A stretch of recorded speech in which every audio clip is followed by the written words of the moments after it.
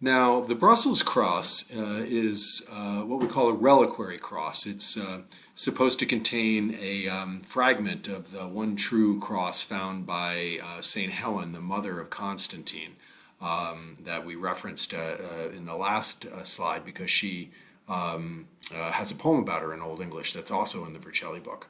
You can see right here on this face here, this is actually in the center here is Agnus Dei. It is actually a lamb with a nimbus around it, which is, a halo, and holding a cross. That's representing Christ. And it actually says Agnus Dei. And this says Dramal and me Werchta, which means Dramal made me or had me made. The Brussels cross, as the name implies, it resides in Brussels, Belgium, in the Cathedral of Saint Michel and Saint Gudule, as a matter of fact. I went there some years ago with a team and we took about 5,000 pictures of it. And we have a very nice interactive object, which I'll put a link up to so you can look at it. You can kind of spin it around and zoom in and take a good look at it. It's from about the year 1000, this object is. So it's sometime later than the Rothwell cross. It is made of wood, and it's got a little notch in the back, which is where the little fragment of the true cross is supposedly was kept, and it's covered. It's sheeted with silver, and also on the edges you can see gilt silver. So it's actually not gold, but it's silver that has been gilt over to look like gold. And this is supposedly a reliquary, and a reliquary is a container for a relic of a saint, or in this case, for a fragment of the true cross that was given to King Alfred around about the year 880. It's a little bit more than half a meter high, 54.9 centimeters.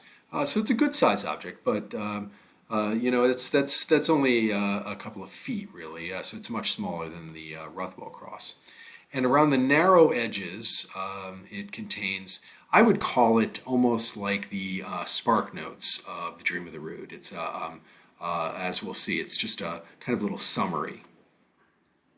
And here's the text. It says in Old English, Rod is mi nama. Yeo ich richna kuning ber befungenda bloda bestemmed, thas roda het. Elmer werkien od Ethelwald, his brother, Christa Tolofa, for Elferich Saula hira berother, which means Rood is my name. Rood is just another word. You still see it in Scots to this day.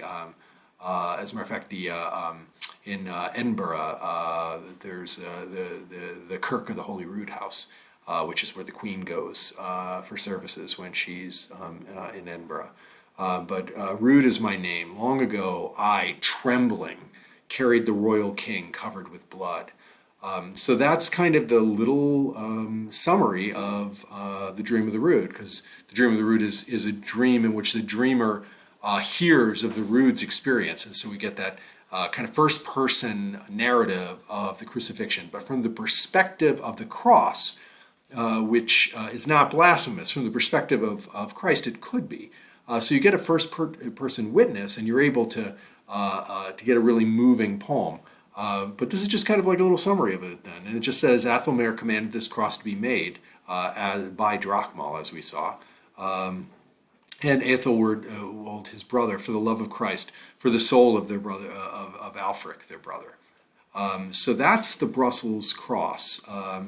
And so we have these three very interesting objects.